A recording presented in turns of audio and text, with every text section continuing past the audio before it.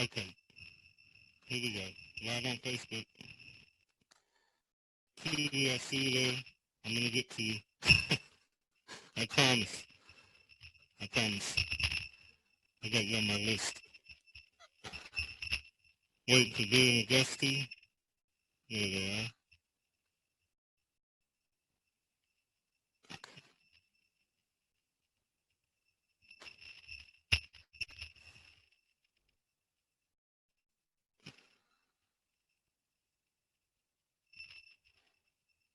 Alright.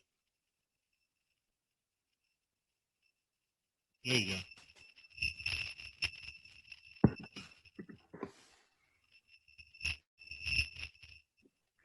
Dear guest. There is a big problem with your microphone.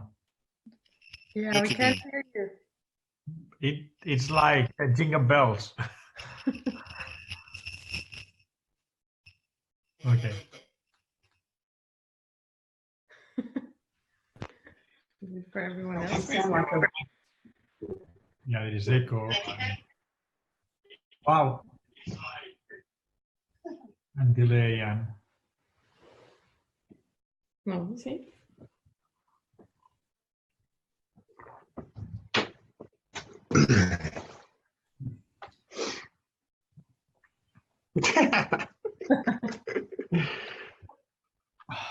All right, how's that? That's better. Yes. Yeah, I left my microphone out. I know I should have done that. Vera Gus.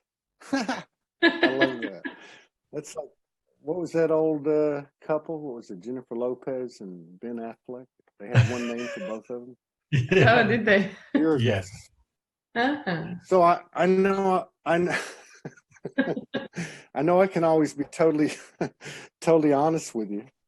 So I'm like, man, the last thing I want to do is get on a show and do a show. And then I thought, well, but if I'm gonna do it, who would I rather do it with? So it always works out this way. You know? It always works out this way. Yeah, and Morgan read, you put several posts out recently, right? And you put one out like that summed up what just went down. I think that's when she reached out to you. How was October to you? What was that all about? What's that all about? Well, it really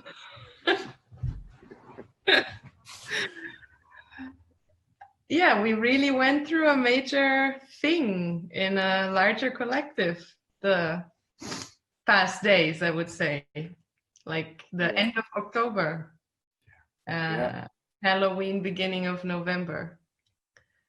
And it really anchored you into a completely new energy field, reality field, trajectory, whatever you want to call that. But it's just bringing out your essence like never before. And it's so strong that you question everything else that's not your essence. Like it's so in your face now, what you are not and who you are not. And it's almost impossible to still hold on to it. It's like this, like, yeah, it's crazy in a good way. It's beautiful when you realize, wow, there's just no attachments left and no expectations left, and not even. And I read what Morgan wrote also at the same time, around that same time, that she went through this deep thing with, like the connection with her higher self, and realizing through this conversation, this exchange with the higher self, that like everything we want and everything we desire, even that is to let go of. And that's exactly what's happening. It's like this being totally okay in the now with nothing and everything at the same time. And understanding abundance in a whole new level. That has nothing to do with our old idea of abundance or our old idea of spirituality, of our old idea of manifestation. It's just completely new terrain. And it feels weird still. It's amazing, but it's also very weird when you are so detached from everything. Did you feel a little raw and tender? Yeah. You know? Yeah. Yeah. Definitely. Yeah, we had a You lot read of that. tender moments the last couple of days, huh?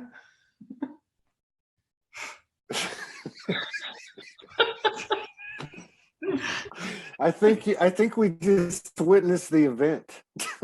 I think it was the event. Yeah. Which shows again, it's an Yeah. inner event. It happens within Yeah. you. It's beautiful. It was deep. Yeah. Yeah. I looked like Agusti. Yeah. I did 4 shows like that. I was like, if I can do anything, I'm going to do these shows. And I just did the shows. And I was like, I'm fucked up. Now let's do the show, you know. Yeah. But, well, what you were saying at the beginning about losing attachment to everything, like every single thing in your face. Yeah. No matter who's standing right next to you.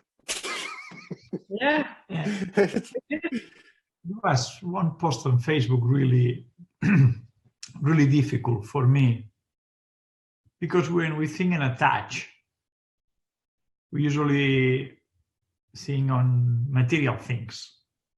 We are thinking on material things. I'm attached to the house, I'm attached to earning, I'm attached to my kids, I'm attached to a car, my holidays, my safety.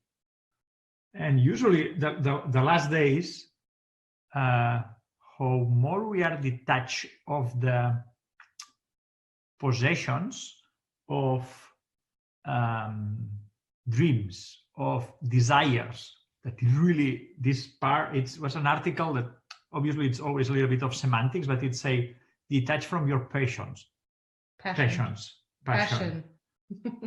Detach from your passion. Like, I don't want to detach from my passion. I have passion to make music. I have passion to climb. And she said, no, it's desire. But also I have desire to ski. I have desire to climb. I have desire to go to the mountains. But I'm not attached to that. If it's not happening, I'm still happy.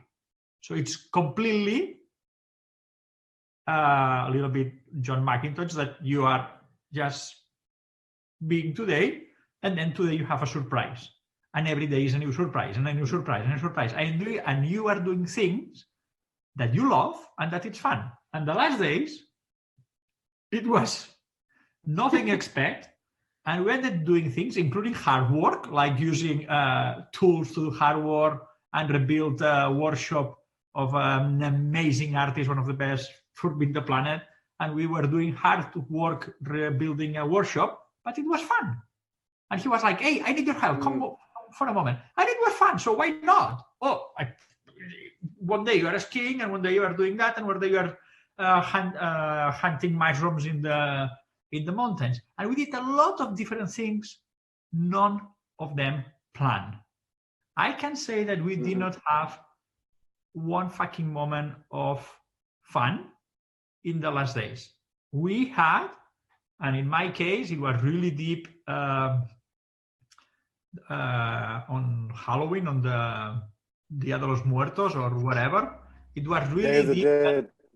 I felt a separation, and I was start finger pointing outside me and doing separation about the resources, about the source. I did, and she triggered me, and then and I realized, and I completely detached more, and I felt more unity, and I received from a lot of, but I was feeling really, really, really bad for these people who have, I don't know, I was feeling really separate for the people who have resources, but they are not happy. Yeah. And we did some coffees here in Spain the last days. And we just came now from a house of a friend too. And how much detached of everything you are, you don't need to say anything. You just need to live that way.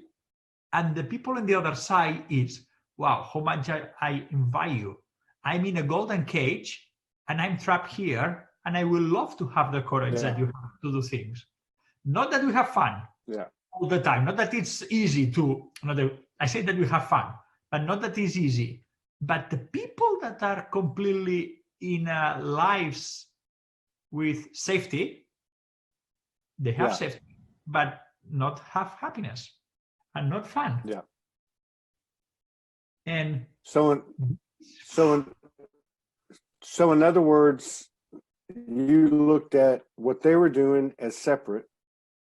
You weren't looking at what you were doing as for what it really was.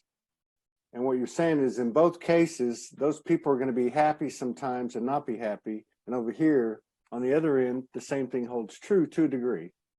Where would you rather be? And there is no others. That people are me too. Yeah. It's a version of me in my past that I was doing exactly the same, and we were working just for the money, and we were there, thought to. But the only thing that all of them, they agree also with us, is the door of this golden cage is open, and they know. Yeah. But it's something inside that everybody is in their moment of the game or divine timing or whatever, that it's the moment that you escape or you cross the door that is already open. And usually people open the door or close the door for inspiration, meditation, or suffering. And the most of 98% of the people goes through only exit the golden cage when there is when it's burning, when it's or when disappear or when it collapses or something like this. And for me, if a little bit of our life that they were doing for us, it inspires somebody to do this shift, fantastic. Yeah. That's right. Yeah. But it's difficult. It's seriously detach from your desires, detach of wanting, of dreams. Did you feel, did either one of you or both of you feel agitation as you were detaching, like uncomfortableness? Like you said, you projected and you acted out, right? You got over it pretty quick. A lot of people talked about stuff like that. But wasn't it almost like there was a feel, you know what I mean? Wasn't there like a feeling of off balance or something? You could just feel something wasn't right. Like, was it aligning, or did we align it, or did you have to work through anything, Vera? Did I? I have a hard time remembering stuff anymore. It's really funny. But I wrote that. That's the answer right there. I know I wrote that post that you referred to about the who are you.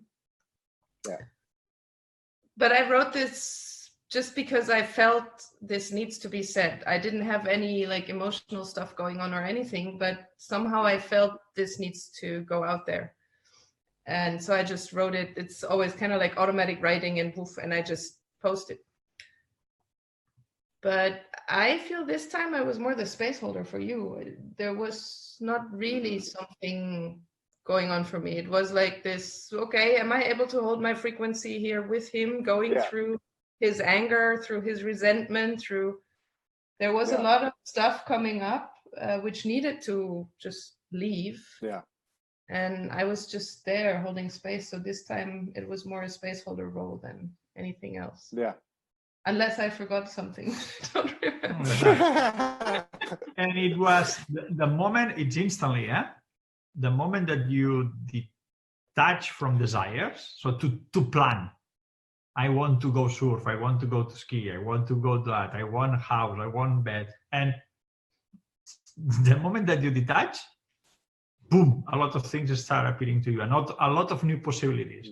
And one of the things that also happen right now in this group of people that we have also with the beautiful people from Brazil is that a lot of times we caught ourselves trying to solve it, trying to, okay, but now we want to be together, and the next thing is on how to solve it. And it's precisely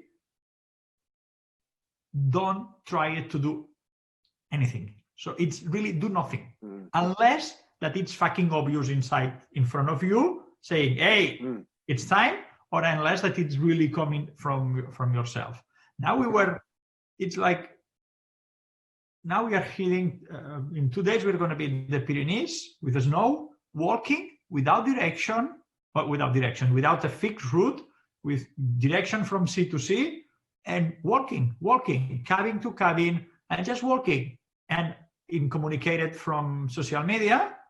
And we don't want to adapt our plans to what the rest of the people are doing. We want to just do whatever we feel, and it's what we feel right now. Yeah, so what came through for me a lot was this, hey, you are starting to experience abundance detached from what you thought abundance was. So it's this, abundance is everywhere, although we have nothing. In the old terms, we have nothing. Yeah, we have our backpacks and some clothes, and we have still enough money to buy some food. But other than that, we have nothing left in terms of possessions. The laptop.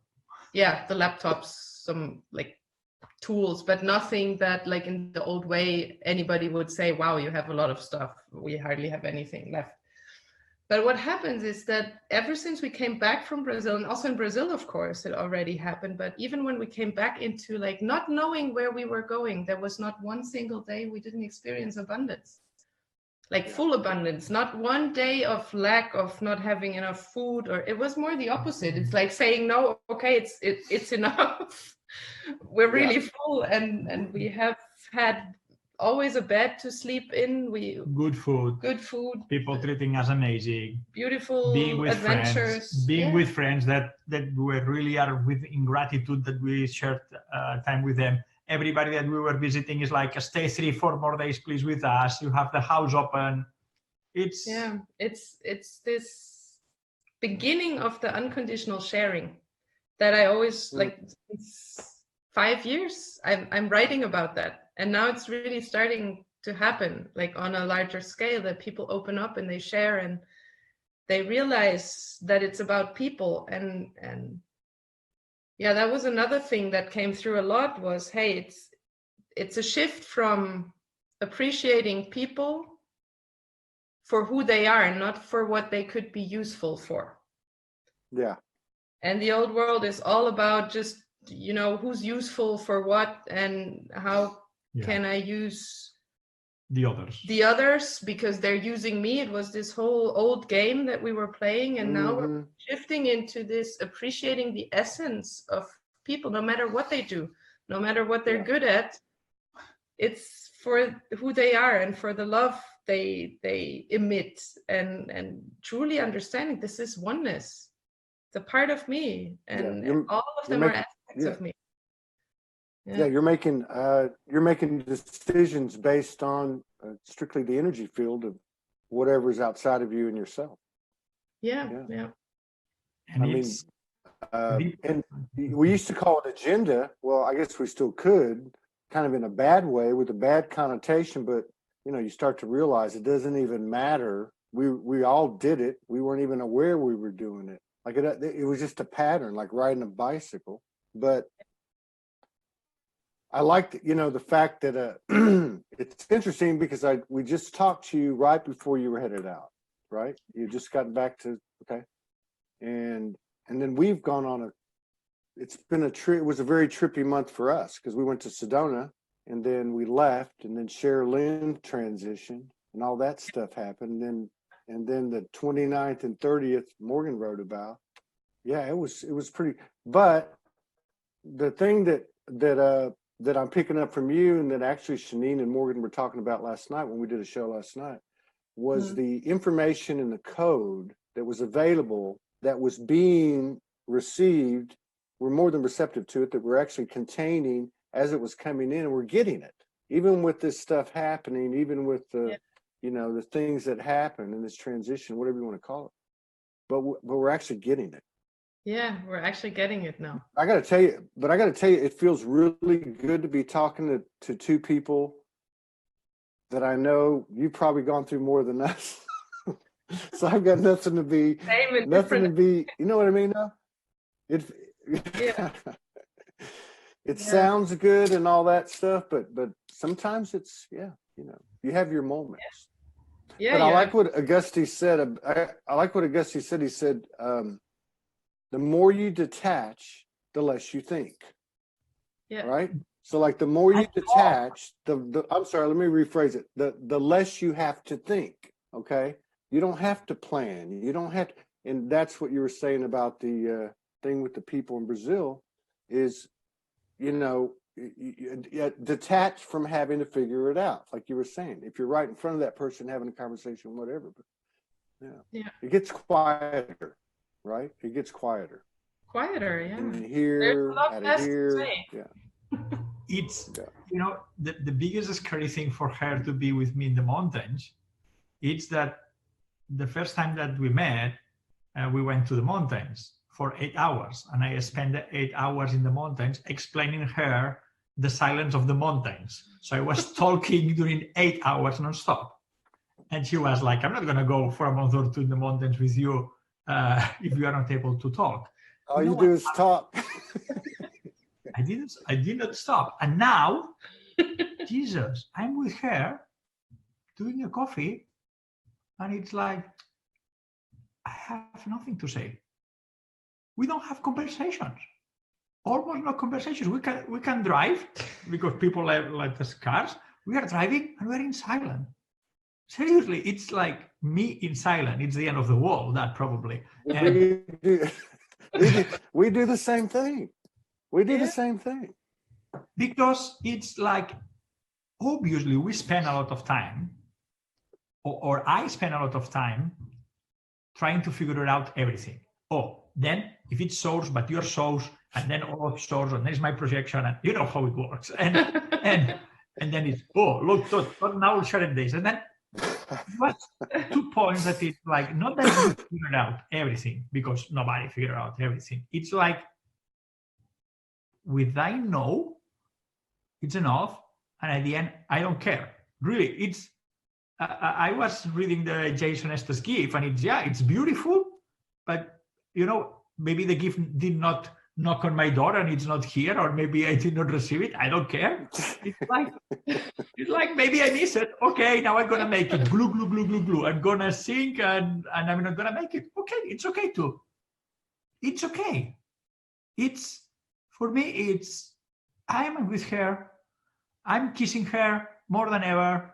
I'm enjoying more time with ever, just walking, finding mushrooms. I put a photo of her. We just was collecting mushrooms. That it's like a kind of meditation, being in the forest. We are doing things, helping friends or supporting friends. And also my old friends that we are visiting, it's like, they want to talk. But it's like, I don't have anything to say. Yeah. Yeah, you stop explaining yourself. Yeah. You stop talking about the others. You stop gossiping. And you don't have. Oh yeah. The moment that you stop. And it goes deeper too. You stop engaging, and it's not even, I don't know if it's conscious or not, but you start to align with or move towards whatever. And you're not going to talk about things that even lead to it. Like, you're not going to talk about things that make no sense to talk about at all, because what's the point, right? Exactly. Like, some things, what's done is done, or that person did this. It's none of my business. It's like people. But when that man do that is not my business. Is still, he is the source, practicing something, experiencing something, and it's perfect. Mm-hmm. Yeah. It's when you understand that everything is source experiencing, and nothing is stupid, unless it's stupidity, that it's a beautiful thing of the source that do a lot of stupidity. Everything is an experience. So it's like just observing this gigantic aquarium that is the planet Earth, how everything happens and how everything experiences and how everything splits. And, the only thing that matters for me right now, the only one, is if you are one of the three things, that it's if you are conditional, if you are infected, that means that you start not being conditional, or if you are unconditional. Just that. Simple. Because I realized for me that the best gift that I received, it was the twin flame experience, because I listened for the first time the unconditional love word, and I experienced with pain what the hell is the conditional love. Right now, I just want to be unconditional with love, with my pocket, with my heart, with my mind, with my everything. So I'm just worried about being unconditional, be with people and unconditional. And if you are doing separation, if you are conditional. So I'm just with that and supporting people that are starting to be infected and starting to go through the process from being conditional to unconditional. Just that. Yeah, if they And ask. everything gets quiet. If they ask, I'm not going to create a website or a membership or anything like this. Coach Agusti. Coach Agusti, no. Coach Agusti. No. We had the last 2 nights when we laid down, we had really powerful experiences. And I won't get into them, but it was about stepping into, a knowing, like, beyond this, what you're talking about, really, beyond this whole idle talk, it's getting quieter. We were told and understood that we've actually gone through a period of separation while we've been together. In other words, there's been that much internal work available to people. It doesn't matter if you're with a couple, but I got to tell you, I sure am glad I'm with somebody doing this. Because I think we've all done it. We've all done it alone, and doing it together I'm not saying that's easy, but man, it's nice. It's nice to be able to share that, the elevations. That's all I kept thinking about on the 29th and 30th or whatever the dates were. Well, other than just staying in my own cocoon, right? Just staying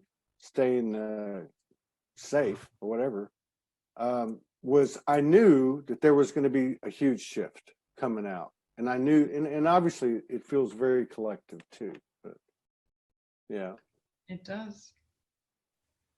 Yeah, it really does. So what are we going to do on the shows if we don't talk anymore?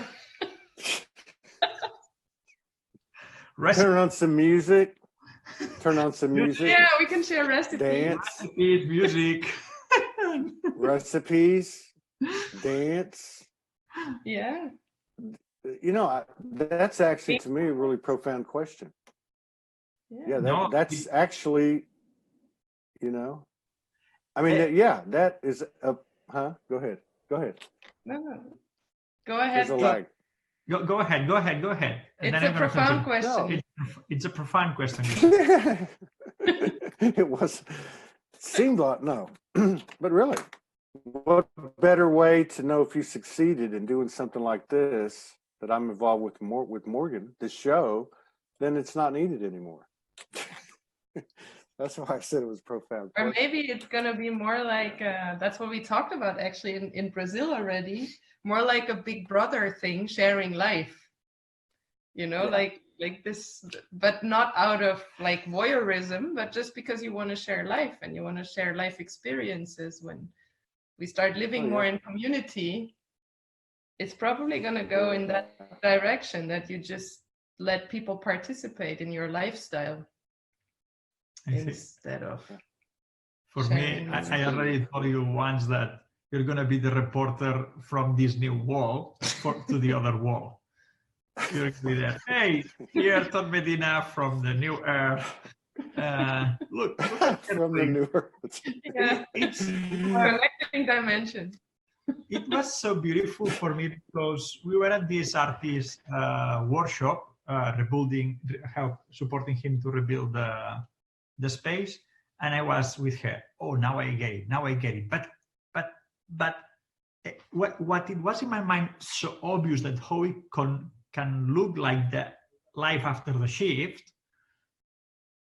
Vera is always saying me the same. It's not going to be like this. She doesn't know how it's going to be, or how it looks like, but it's not going to be like this.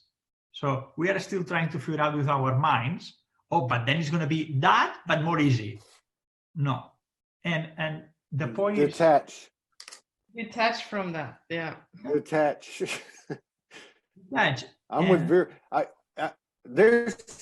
We could put all of our minds together, all of us, and think of the highest combination of whatever, and it wouldn't even make a dent in how it's going to be. That's how I look at it. And I don't think that's... Yeah.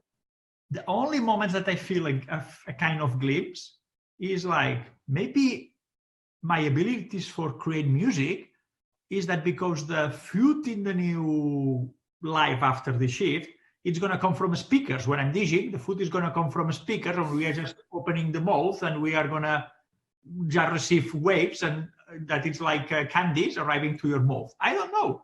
It's like, it's going to be a crazy combination, a little bit like that in Alice in Wonderland, that nothing is going to be like it is if I have the option to create my own world. And yeah, I'm pretty sure that the things that the skills, the abilities, the patience that we had in the old world, it's going to be related for the new that it's coming. How? I don't know. And I don't need to know, because it's useless to know it now. When we're going to be there, we're going to have fun discovering it and creating it. Right now, we are not there. Yeah, and I mean, just look back 5 years ago to now. I mean, 5 years ago, if somebody had told me how my life looks like in 5 years, I would have thought this is completely crazy and super insane. This is impossible. But that's just how it goes. And if somebody had told me, hey, you know, you're going to have nothing. And back then I had a huge house and a big car and, you know, like all the crazy capitalist stuff that you can have for your safety, including a huge like life insurance package and whatever. Oh, yeah. And now I have nothing of this left. If somebody had told me that back then, I would have said, like, are you completely insane? How can you live like this? Yeah. And be happy? No way. And so it's going to be like this. We're going to look back in 5 years, although linear time doesn't matter anymore, but just as an example. Mm-hmm. And we're going to say, like, fuck, nobody would have seen that coming. No. It's going to be like this. No. Yeah. It's like the I-6 for me. You with an I-6. If I could tell that 5 years. How long have y'all been together? 3 years? 2 well, years? You know, the thing is, it feels like 10 years, but it's actually in February next year, it's going to be 2 years. Okay, that's what I was going to say. What I was going to say is, forget 5 years. Imagine 2 years ago, where you were, you know what I mean? In, you know, relationship wise, experience wise, and where you are now. I look at the same thing. It's only been 2 years, well, 2 summers since Morgan came the first time. It's like 2 years ago is like night and day, but it's all incredible. But I mean, it's like the space between then and now. I don't think there's any of us who would have said, "Oh, I get it." It's not the same Agusti. And right now, I appreciate that Agusti, because without that Agusti, I could not be here. But that Agusti was doing altars every night for my twin flame. I was managing masquerade balls for the high society in Barcelona with glamour. I was in a big house, and I still were traveling. And no. It was a completely different. And I was bankrupt already. So that is the only thing that remains. But that's the only thing that's remained the same. That's the only thing he took with him is the bankrupt. But and I couldn't imagine myself, and I was doing plans and more. In that moment, I started stopping doing plans anymore and just doing fast forward in that time. But now, that's something that I could tell you on the 29th. And I think that I already say something here in the last talk, that on the 29th for me is like, hey, it's this stage of fast forward, because on the 31st it was the 18th anniversary of fast forward. October. 31st of October was. And I was like, obviously that was kicking me in, it was punching me in my face. Look where you went, you never realized. But at the same time, it was like, wow. So following that dream, because that was following a dream and a vision, wow, impossible. So a kid from a town of 700 inhabitants to all that I traveled, and my friends in my town and my parents are, for you, it's the planet, it's a playground. You are traveling around, you are doing everything.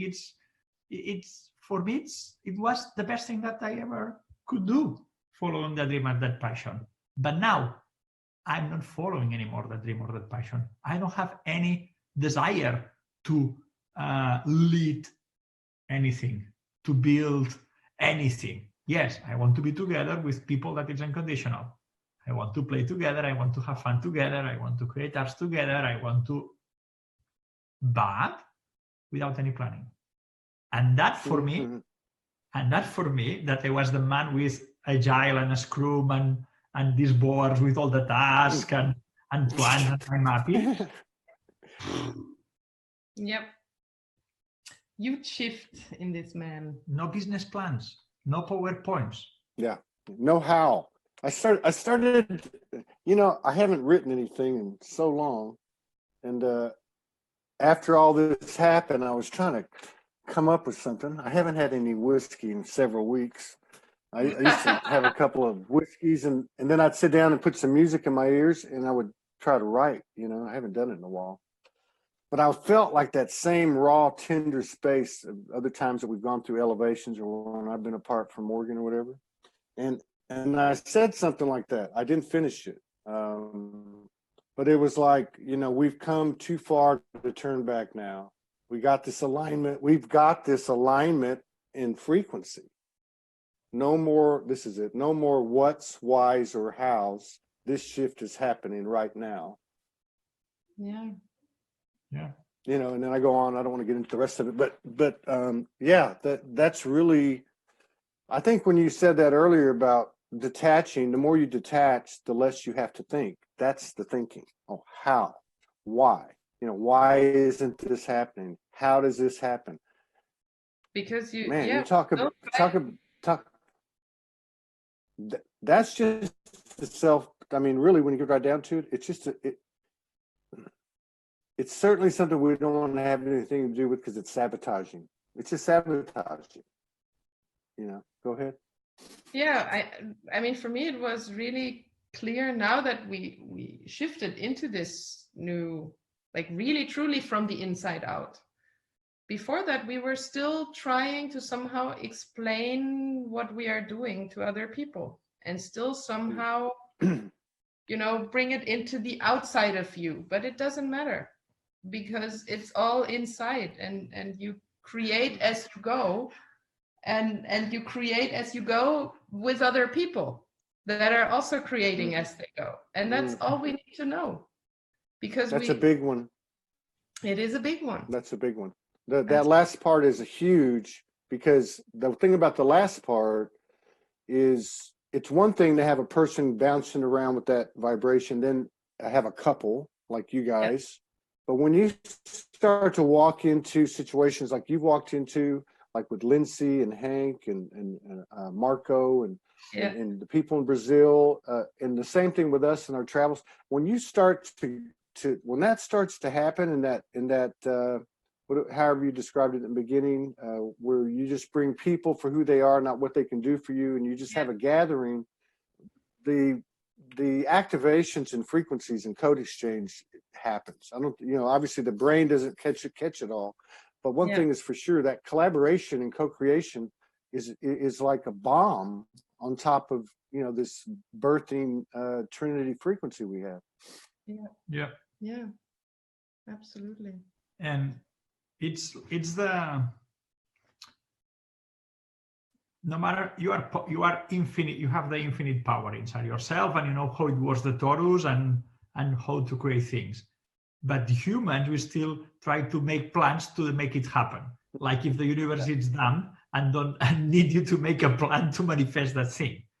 When you realize that it's only your thoughts and your heart and your letting go of the things that generate your reality, and you don't try to control your outside and just go inside and do your all shadow work, and you have this peace inside, then magic starts happening more and more and more.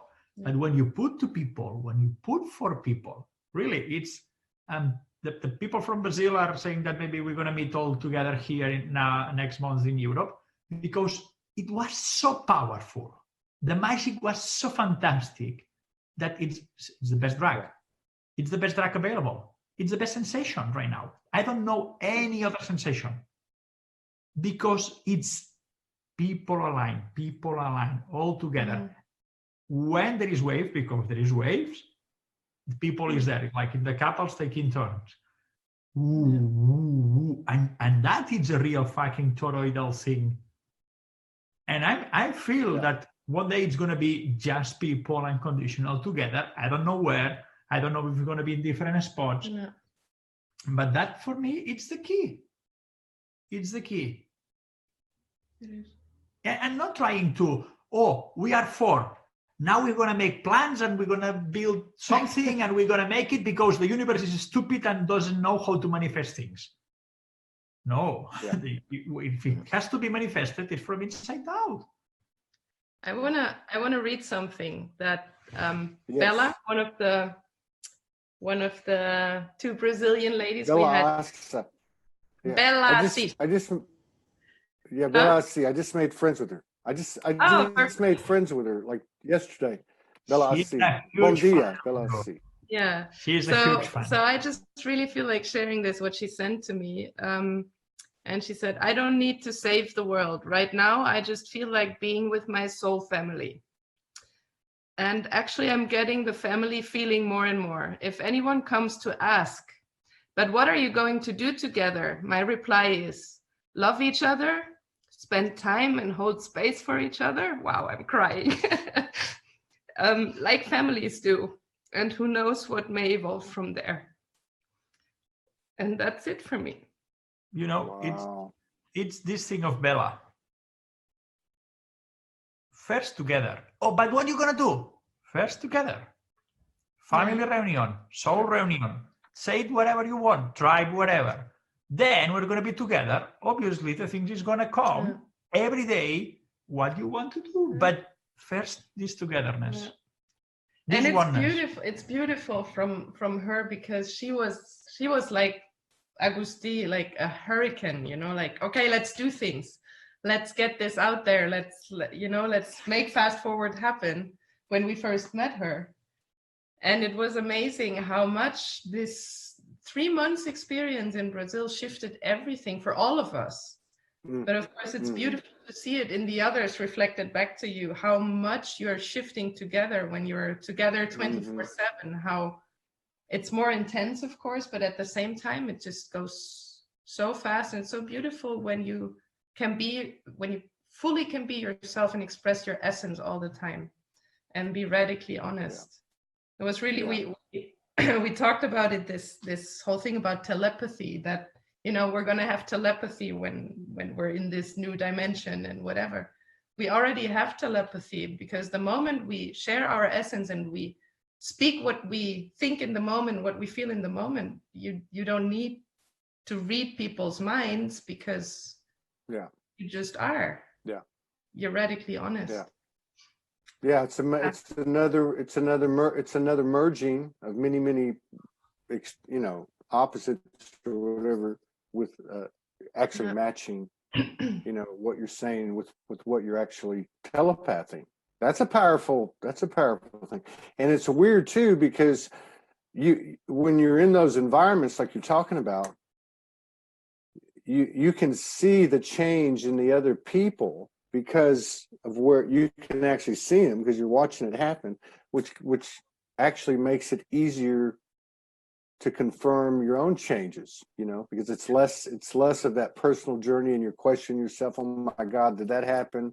Am I right? Am I just hearing that, you know, how do I know this is even, you know, all that stuff that we go through.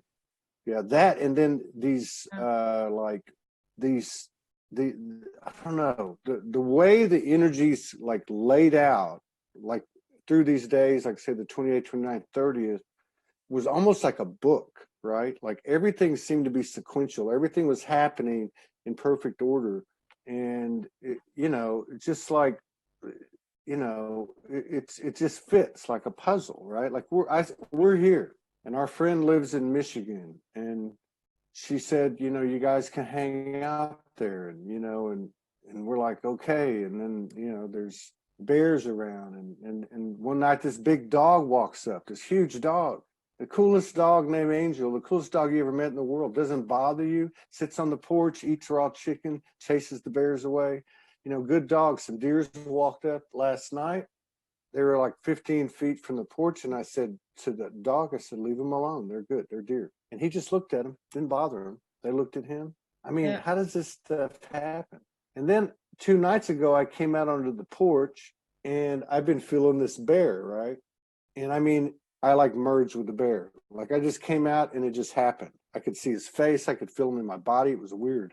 The next morning I get up and our friend who owns the house sends me a note. She says, I had a dream last night. There's a skinny bear that hasn't eaten enough food for hibernation and his name is whatever. And he's right there by you, you know, and she talks about it. And I'm like, how does this happen? Right. So there's this other higher language or more telepathic language, that same intuitiveness that's reinforcing this for us, at least for me. And it is getting easier if I need to hold space for myself or someone else or whatever I need to do. I don't feel so self-conscious about it now.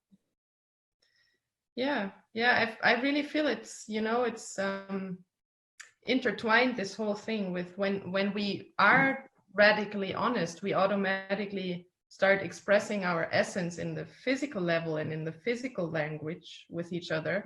But at the same time, this opens us up for all the other realms as well, where we blocked ourselves before because of the fear, because of the doubts, because of, like, you know, questioning or fear of consequences or whatever. And the moment we don't have that anymore, it becomes all much more intuitive, and we feel much more what other people are feeling, but on a different level. It's beautiful to experience these first glimpses of what it's going to be like.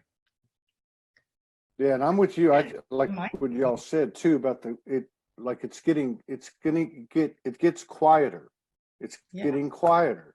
So like even if you're in a group and somebody you know, acts out or projects or whatever, we're not having those I'd say we're not having those conversations anymore about why did you do that? Why did you say that? In other words, that expression which was real, it was just shadowed and real, is seen for what it is, and everybody goes about their way. They know what it was. That's the kind of, you know, things don't have to be said because things are being said, because things can be said, I guess, you know. So it's kind of a paradox. It is. It's really a completely new world, and for us it's so normal. It doesn't seem weird anymore to live like this, you know, and to speak this way and to be so open and to own your stuff. And now it's interesting, now that we're back kind of in the old world and seeing people who are still acting in a completely different way. But even that, you don't engage anymore. You're observing it and it's just like, oh yeah, oh, I remember that. But it's so different when you don't get caught up in it anymore. And people start shifting in your field too. Like every time we spend people start shifting too when you just spend time with people. Yes. It's amazing what happens. It's, you know, the good thing of being disconnected from people. And when you connect again after 3 months or 6 months or a year, you can see the size of the shifts that they are doing, because they are excited to share where they are, to show you. So it's fun, because, and then you remember obviously that it's you. So it's also that shift that you did, and now people are doing it, and then you can see this frequency, how it's like a pebble on the lake, and then it's like zoop zoop zoop, and then you can see, oh, these are on the second ring, or on the third ring, or on the fourth ring, that ring that you were there before. And it's so beautiful to see how everything is shifting, not in one day. So on the whole planet, I'm not feeling it right now shifting in one day. I'm feeling this shift in rings of the pebble. Yeah, also because it's so different when you're not comparing anymore where everyone is, or judging where people are in their journey, or whatever, but you just see them, you see everything perfect as it is. And it's like this, also like this shift in, like, instead of competing with each other and again trying to make use of each other, you're doing it together. And you're encouraging each other, and you're holding each other's hands, and you're walking together. It doesn't matter how awake or unawake people are. Yeah. It's very inclusive. It's so different. Yeah. It's you can say holy shit together. Yeah. Holy shit, what just happened? Exactly. But like people who have nothing to do with spirituality, it doesn't matter. Yeah. It's really this whole split is gone of, oh, this is spiritual and this is not spiritual, and and if you're feeling everything is and nothing is. If you're feeling a split, it's in yourself. It's inside you, of course. It's really interesting to experience this here back in Europe. Yeah. So, and are you guys in Spain? Today, yes. Yes. We went to France for a couple of days. Actually, because Teresa invited us to go. Teresa Lutenegger, friend from Lutenegger. Yeah. She invited us to go because she loves that place, and she said, please check it out. I feel very connected to this place, so we went to explore. It's not so far from here. It's like 2 hours by car.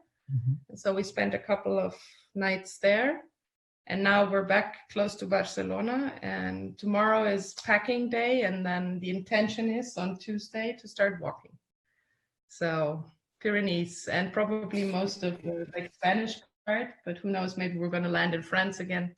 No idea. Or maybe a UFO is going to pick us up and we're gone. I don't know. Whatever. What's I've heard of the Pyrenees. Is that a mountain range? What is that? Yeah, Pyrenees. It's a mountain range between Mediterranean Sea and Atlantic Sea. So between the extreme of Catalan coast, close to Monaco, to make it easier, to the south of France. Northern Africa. Okay. And the other side is the Basque country, the Basque country, and it's around 800 kilometers of mountains, with peaks of 3,400 meters maximum. The usual is 2,900. Today it's snowing. So today the snow is around 1,600 meters, and we're gonna find a lot of snow. And one of beautiful things is that we are feeling a little bit like the snails, like this self-sufficient thing. So we have a lot of stuff in the backpack. It's a big backpack, but we are ready for winter, for sleeping in caves, for sleeping in ridges, for just buy a little bit of food in some local supermarkets or some farmers, and really how less you need to be self-sufficient. We still need things. We are still not living about love and light. So if somebody thinks that we are living about love and light, no. So a lot of people send us a lot of light, but in the mountains you still need to collect food from the forest, and you still need to pick up food from the farmers and in some supermarkets. But I think it's the most exciting trip I prepared ever. and it's okay. I want to understand. I want to make sure what I'm hearing is, so you're about to traverse the Pyrenees. Yeah. That's how it stands now. You're gonna take your backpacks and you're just gonna do it. Walk. And you're gonna pass through villages time and again in different places, but you're basically gonna. Yeah, there is two routes. Wow. There is one. It's a 1,000-kilometer route. There is two routes. One that is on the Spain side, and one that is on the French side. And usually people do that in summer. That summer is over. So we are going to do that in autumn, winter. So we are a little bit crazy.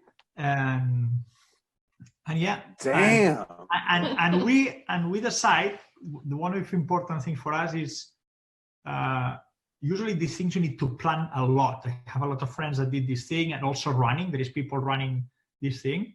And usually you have to plan where you're going to eat, where you're going to sleep, the food, the water, everything, the route, because usually it's a kind of a straight route that goes from sea to sea. We decide that we're going to visit the things that I love there. So we're going to go up and down and up and down. And every day in the morning, we are going to decide the direction. And if one day we have to turn around to go to visit some village or some friend that is living there, we're going to do it. Today, she was joking that maybe some days we're going to post it on internet. Hey, what do you prefer, to go to the left or to the right? Or to this lake? But we decided we're going to be a little bit offline. So it's really every morning,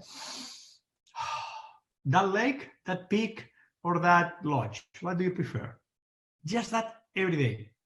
Until maybe in 15 days we're going to be in Brazil again. I don't know. But that's the thing. I start walking without knowing.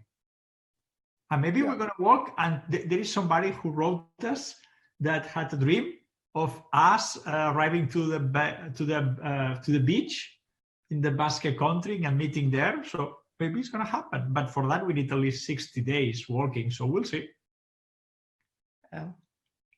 We'll see. We'll see. Far out, man. That's far out. And you guys are just from a point of, I love what Shanine said. She said, you terrify me in the best way. So I'm just curious, do you have any fear at all? I mean, where's your fear factor? Feel pretty good with it. Wow. 0. That's cool. That's really cool. Yeah, I know it's gonna be challenging. Cool. But I mean, I did the Kilimanjaro. That was challenging too. And I don't know, it just feels like the only thing I want to do right now, because I want to kind of detach at the moment and be for myself and just be far away from cities and from all this noise. And for me, it's the perfect thing. Yeah. And the winter will be challenging, but at the same time, I know I can cope with the cold better probably than our Brazilian friends. And we have good equipment. It's not that we're going like, just with denim and with t-shirts. We really have good mountaineer gear. We have pro equipment right now. Yeah, so it's good. That's one of the few things we still have to be self-sufficient.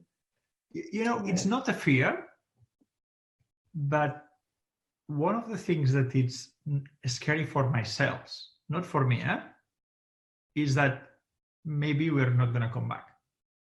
So, and we're okay on that. So I feel that if Agusti is able to stay 24 hours without speaking, maybe I'm going to implode, I'm going to disappear, I'm going to be light. I think that is that Celestine prophecy, that book of the Revelations, that there is a point that they were so light that they transform it in light. So maybe they're going to find our boots or our backpacks in one cabin and not our bodies. And we're going to be okay on that too. And that forbids my ultimate detachment that, maybe we're going to walk. Maybe it's going to be a new phone. I don't know. Yeah. That's to me, that's divinity in action. That's when you say, you know what? So what? Yeah. You know, like what do I got to lose? This is what I want to do. What do I got to lose? Yeah. I was going to make a joke. I was going to say, what happens if you get 300 kilometers into it and you get fired again?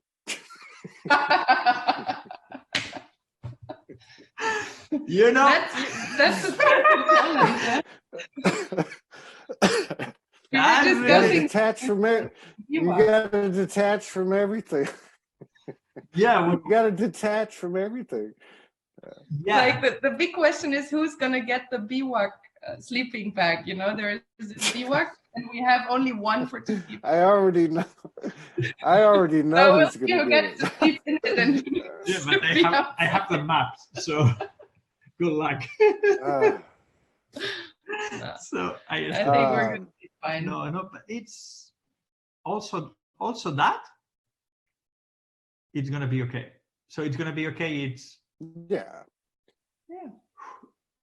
Maybe one day, maybe she's gonna text you one day. Hey, for the next week, we decide to walk separately, and she's doing the route, the south, and I'm doing the north, and maybe one day we're gonna meet together in. I don't know. It's imagine for a moment, you know, there is people in New York, there's people in Miami, there is people in Peru, in Buenos Aires and in Barcelona today that they are broken up and they are not surviving and they are dying, and in a completely shitty way, not at least having fun and being in connection in the mountains. So for me, I think that nobody knows. So people in the cities are eating their ice creams and drinking their wine, and they think that they know what is going to happen tomorrow, and they control their lives. Yeah. How much people in the cities I'm finding is that they don't have fucking clue idea what is going to happen, as I don't know. Yeah. But at least I'm detached of that control, trying to control that was exhausting for me. I think that, you know, I can only speak from my own experience, because I haven't done something like that, but I think I've done something along the same lines, especially a few years ago. But there's something about going into it with that. It is a fearlessness. It's a faith. It's a fearlessness. It's something, and that's those times. Up until 2-3 years ago, those times were when the biggest things would happen, like apparitions or something magical or a synchronicity or a chance meeting, or a big check comes in the mail out of nowhere, whatever, but that's when things would happen, like these weird things. So I can relate to what you're saying, is like you don't know where you're going. And there's something really powerful about that. I'm not going to say it's easy, and I'm not even going to say I want to do it. You know what I mean? But I know I have lived it before, and it works. And I can imagine in these energies now how much more powerful it is. And I think Morgan and I are experiencing some of that. It's just I think in talking to you, and I realize a lot of things when I talk to you, because it's a similar thing. What you said at the beginning of the show, and that was how you still have these emotions and these feelings and these human things, right? But you're on this other path.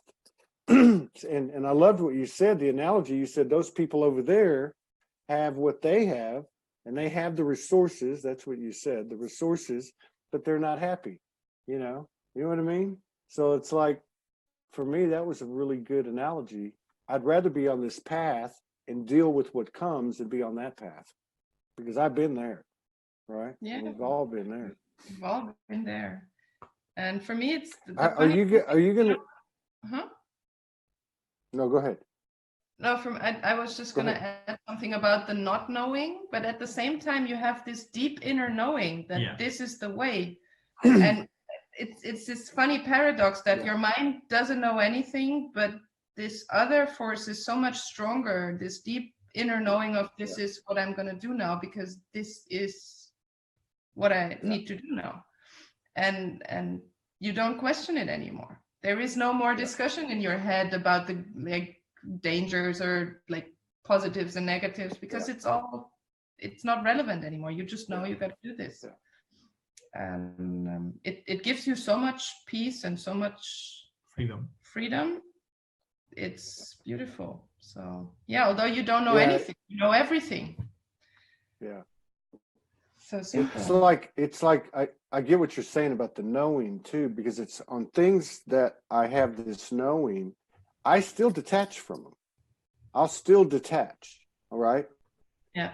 But when I detach, it doesn't feel the same. It's like it stays with me. It's like, okay, I know this is going to be the way it is, or whatever the case is, right? Like I don't know how to explain it, but it's you did better than I did, but that's I can totally get that. Yeah. So how are you guys going to be able to keep anyone informed from time to time? Are you going to have internet? Are you going to be out? You don't know. We don't know. Wow. It's really, again, talking only from what I experienced. I was going to the mountains with everything planned in the past. Yeah. That is what people usually do.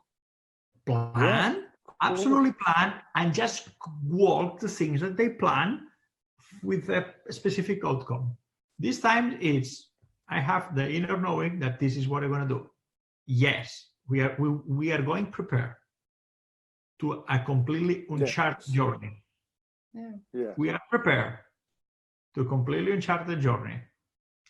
That excites me. That's all. I don't need to know the control, because when I was the one controlling, I end myself exhausted and exhausting my ex-wife all the time. So I prefer to go just prepare and enjoy the adventure and enjoy the unknown. And that is scary. The unknown is completely scary for the people. Yeah, it's funny,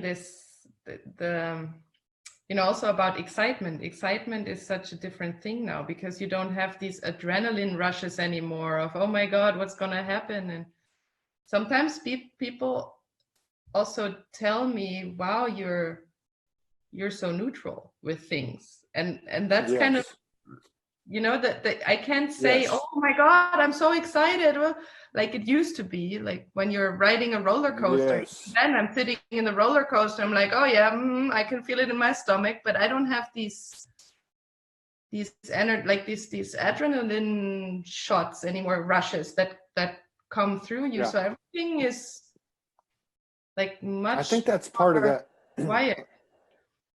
I think that's part of that, and people talk about it, that whole, you feel emotionless. They're like, even when our friend who we stayed with for 2 weeks, and 10 days later she transitioned. When I heard the news, I just stepped outside and connected with her energy, and I was fine. Just quickly, it wasn't a big deal. And I remarked to myself, why don't I feel like that old sadness thing? So to me, it's like the same thing. It's like there's something that's happening. We're not becoming less compassionate, but we're not being affected by those things like that, because we are seeing things for what they are. But I can imagine being out in nature. If I just take my head through it for, like, say 5, 6, 7 days, after a few days, it'd be hard for anything to come in like that to me.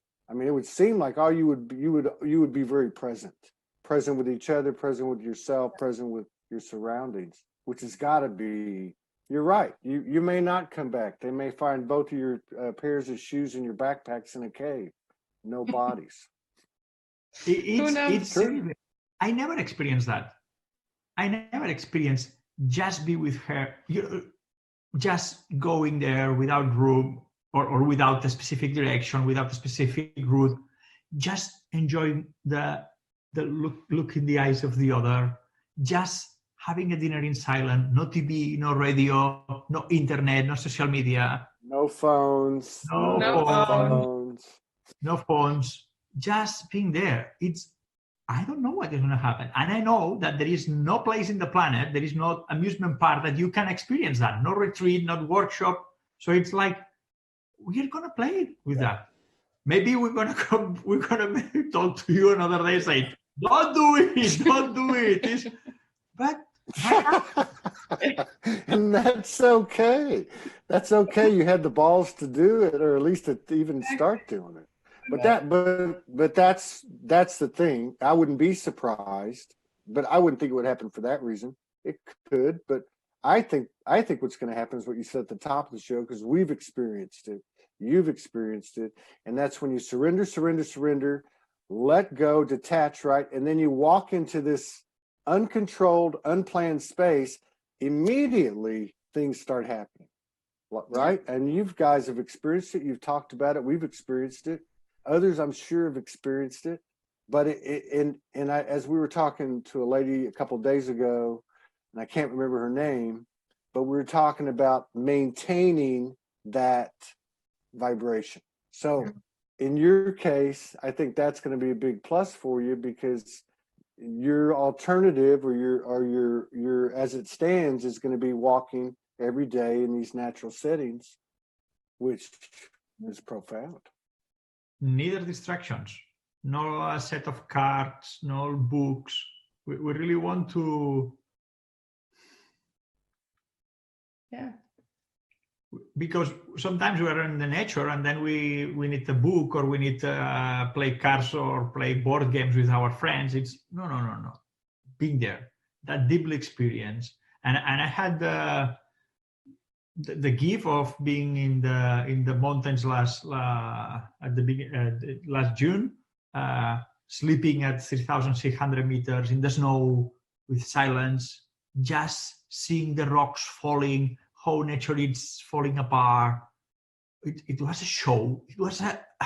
It's tremendous. You can't find that in the opera. It's the nature splendor. It's that's right, and that's one of the things that happens when you're in that type of environment. You start to see magical stuff like that, and it is like a show, like it's being put on for you, right? Yeah. It's true. It happens. Yeah. Well, so when you guys are, huh? What? We'll see what it brings. Oh, I thought you said, when are you gonna do it? I'm like, I don't know. I don't know about that. I'm gonna wait to get Agusti's report first. I see mine would be a little bit. Mine would mean be is just as mine. I don't know. I could see doing that, but I don't know. I don't know if I could do it. Well, maybe we can go together after the experience. We can repeat with a group of people. We'll take it. Yeah, take a group. And the reason I'm saying that is because we were trying to watch a movie the other night, trying to find a movie. So we went to like the 10 best true life movies that happened in real life. And one of them was a guy who went mountain climbing and he got himself in a bad situation. And another one was a group of people that climbed a mountain. And yeah, so that's the only reason I'm saying no. But I wish y'all. I was at 8,000 meters, so things happen. I have a friend that is at 8,000 meters. In the mountains, a lot of things happen, if when you go to the dangers, and sometimes things happen, but when there is no fear.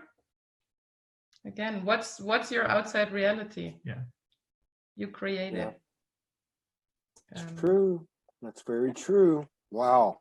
And I was afraid. That's very true. I was really afraid of avalanches in my life, and I was having dreams of dying on an avalanche. And now? Yeah. Yeah. Yeah, so we'll see. Yeah. Yeah, you're right about that. Yeah, you're right about that. It is our reality. We create it. Period. Nobody else is responsible. What's the difference? That's right. So, we had somebody on here a couple of days ago, and they've talked about it. Some people come on here and talked about it before. It doesn't resonate with me, but dark energies, like dark energies presenting in whatever physical fashion or non-physical fashion that might be. What's the difference between that and what you experience out in nature? It's like you said, it was a show put on for you. Yeah. Everything is a show put on for you. And actually, you created that show. That's right. That's So, right. yeah. So, So we'll see well, what this shows tonight brings for the next couple of months. yes, and keep us informed as you can, because As we can. a lot of people. No, there's a lot of people that follow you, including me. I mean, of course, everybody cares, too. But at the same time, you're going to be up there, so fuck it. Do whatever you want to. Yeah. I just in the case that suddenly one day they find our clothes and our boots in some cabin in the mountains, please, people, don't repeat the experience. So don't try to be inspired by us and try to following us, trying to disappear. Don't do that at home. Yeah. Right? Yeah. Well, I wish you guys the best. Thank you. You guys too. I hope you disappear and open the door. Yeah. Because we'll be right behind you. We know. We'll be right behind you. We're walking together. Yeah. We are. Continue. No, I just wanted to give a shout out to Bella Assis. Bom dia. Bon dia. Vera read her thing earlier and spoke very highly of it. What were you gonna say? So it's funny, that thing that you just said. It's funny. It's really beautiful what you say about the door. Mm-hmm. I mean, and the first day that I met Vera, it was in a fashion store that has a fancy cafe inside in Barcelona. And then suddenly I asked for the restroom. And the lady told me, you just need to go to the underground, and there is a mirror behind the unicorn. You need to push the mirror, and then there is the restroom. And I was, are you kidding me? And then she said, no, just follow my path. And it was true. It's like this. You need to do exactly like that. So I will love to one day share with you. Obviously, the doors are inside yourself, always. Of course. But yes. I will love to come here and say, hey, I found my door. Yeah. That after the third rock on the second lake, on the third cave, then there is the door. To come here with another layer, deeper and deeper and higher and higher. Yeah. Well, you're doing it, both y'all. Yeah. Just like you y'all guys. Have fun. Same. We will. You too. We'll be in touch for sure. Yes. Everybody here cares about you. So if you get a chance, give us a shout out. And you guys be careful. Have fun. Go find it. Go make it happen.